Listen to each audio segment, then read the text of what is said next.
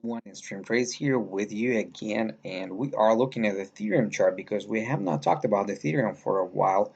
On the 1 week time frame, nothing much actually changed. The important level 1618 and 0382 would bounce from here and had a strong rejection week, like expected. Also, RSI showing that it is extremely oversold.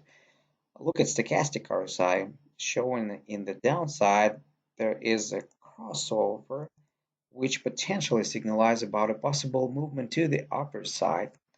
Let's go into 1 day time frame. Nothing much actually changed here as well.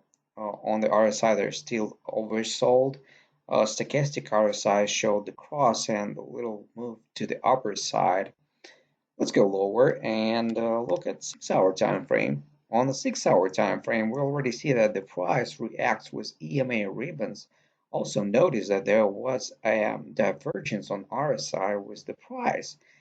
But look at the stochastic RSI. You see this cross and the price showing that it's about to go down. So we might expect a little drawdown of the price on the smaller time frame, but on the higher time frame, we still should be bullish. I hope you like this information. Don't forget to hit the like button and subscribe. And talk to you later, guys. Stay profitable. Bye bye.